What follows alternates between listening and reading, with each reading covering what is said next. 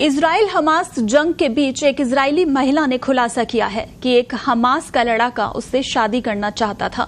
Times of Israel के मुताबिक 18 साल की नोगा वीस पिछले साल गाजा में 50 दिन हमास की कैद में रही थी।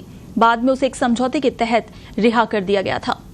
नोगा वीस ने दावा किया है कि बंधक बनाने वालों में से एक ने उसे अंगूठी देकर प्रपोज किया था। उसने कहा था कि क्या वो हमेशा गाजा में रहेगी और उसके बच्चे पैदा करेगी। नोगा ने बताया कि उसने शादी के लिए उसका हाथ मांगने के लिए उसे उसकी बिछड़ी मां से भी मिला दिया था।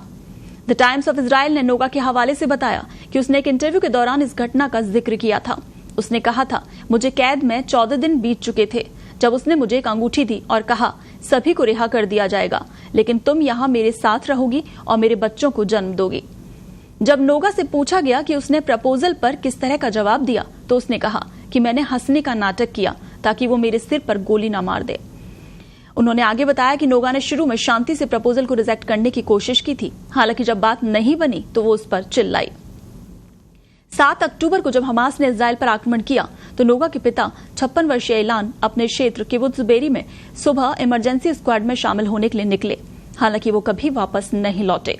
हमले के दौरान वो मारे गए और उनका शव गाजा ले जाया गया। जब हमास आतंकवादियों ने उनके दरवाजे पर गोलीबारी शुरू की तो नोगा की मां शिरी ने नोगा को बिस्तर के नीचे छिपने के लिए कहा। वो कमरे में घुसे और शिरी को अपने साथ ले गए। नोगा ने आगे बताया, जब वो मां को बाहर ले गए तो मैंने गोलियों की आवाज सुनी। मुझे लगा कि उनकी हत्या की गई है, लेकिन वो जिंदा थी। चूंकि आतंकवादी घरों में आग लगा रहे थे, इसलिए नोगा को घर से निकलना पड़ा।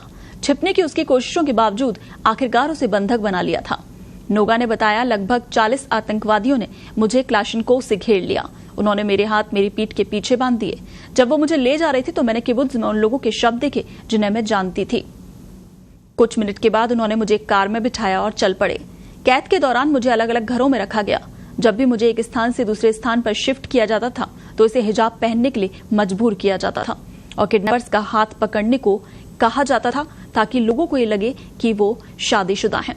आपको बता दें कि इजराइल हमास जंग जिसे काफी लंबा वक्त बीत चुका है और ऐसे में वहां पर जो लोग कैद हुए थे, जिन्हें पकड़कर ले गए थे हमास के लड़ाके, उन लोगों पर जो बीती थी, जो वहां से रिहा होकर आए, उन्होंने अपनी आप बीती बनाई। और उन्हीं में से एक ये महिला है नोगा वीस, जिसने अपनी आप बीती बताई है किस तरीके से एक हमास का लड़ाका उससे शादी करना चाहता था और अंगूठी देकर उसे प्रपोज किया था।